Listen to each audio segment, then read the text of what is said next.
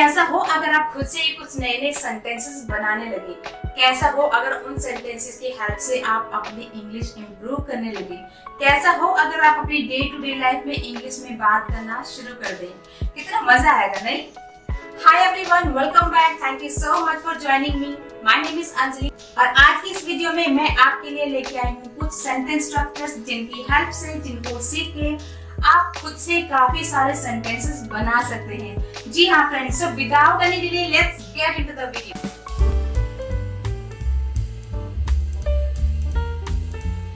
Video start करने से पहले मेरी आपसे रिक्वेस्ट है, अगर आपने अभी तक इस चैनल को सब्सक्राइब नहीं किया है तो इस चैनल को सब्सक्राइब कीजिए ताकि आपको ऐसे ही और भी काफी सारे वीडियोस देखने को मिले। So let's get into the video. अक्सर हम अपनी लाइफ में इस तरह की बातें बोलते हैं, क्या होगा अगर ऐसा हो तो, क्या होगा अगर ये हुआ तो। ठीक है, तो कैसे सेंटेंसेस है? क्या होगा अगर वह मुझसे पूछे तो, क्या होगा अगर मैं वहां अकेले जाऊं तो, क्या हो अगर वे मेरे घर पर आ गए तो, अगर हम आज यहाँ रुक जाए तो, अगर मैं इंग्लिश सीख जाऊं तो क्या होगा। इमेजिन कीजिए अगर आप इंग्लिश सीख गए तो क्या होगा, कैसे कैसे चेंजेस आपकी लाइफ में आएंगे इंग्लिश सीखने के बाद।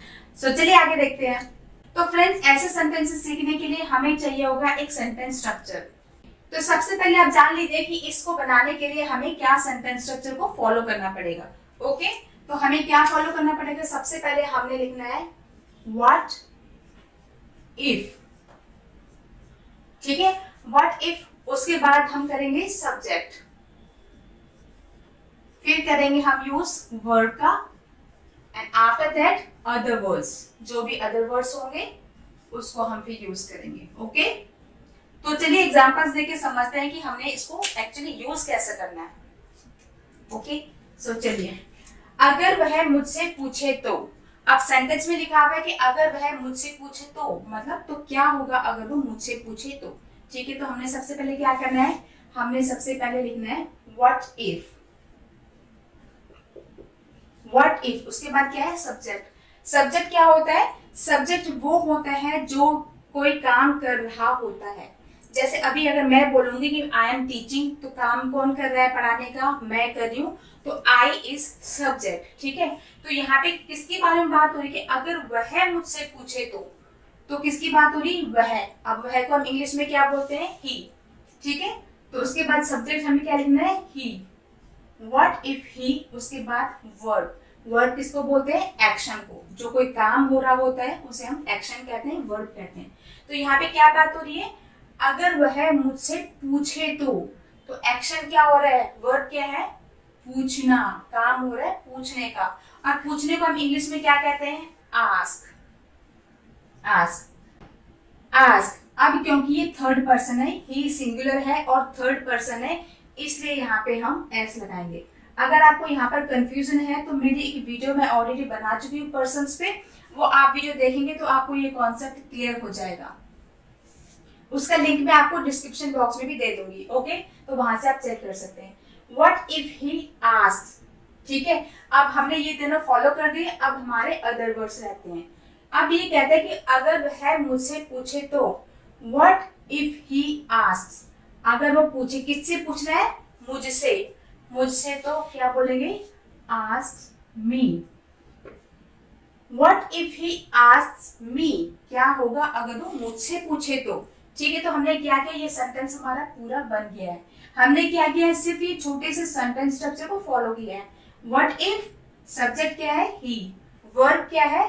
आस्क्स, और अदर वर्ड्स में क्या है? मी। अदर वर्ड्स मतलब ऑब्जेक्ट भी हो सकता है जिसके ऊपर काम हो रहा होता है। ठीक है, या कुछ और भी हो सकते हैं। तो what if he asks me, क्या होगा, या फिर अगर वो मुझसे पूछे तो क्या।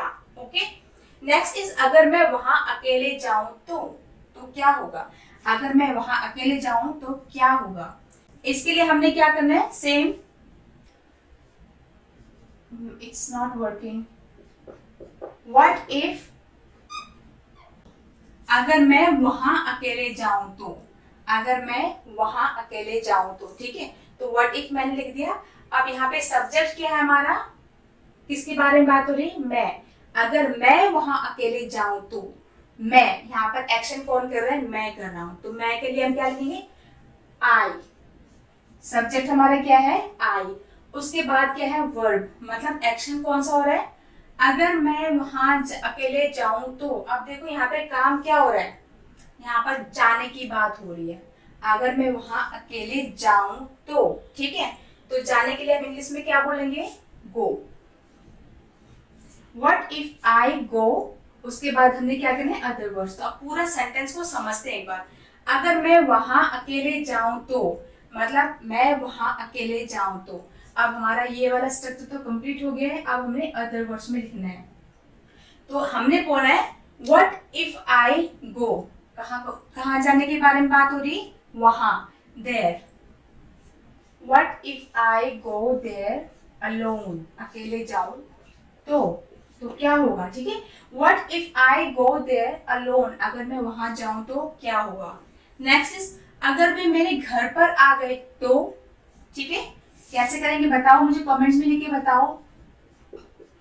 व्हाट इफ, यहाँ पे कौन सब्जेक्ट कौन सा है, अगर वो मेरे घर पर आ गए तो, किसके बारे में बात हो रही है, वे मेरे घर आ गए तो मतलब काम तो वो करेंगे ना, वो आ रहे हैं, अगर वो मेरे घर पर आ गए तो।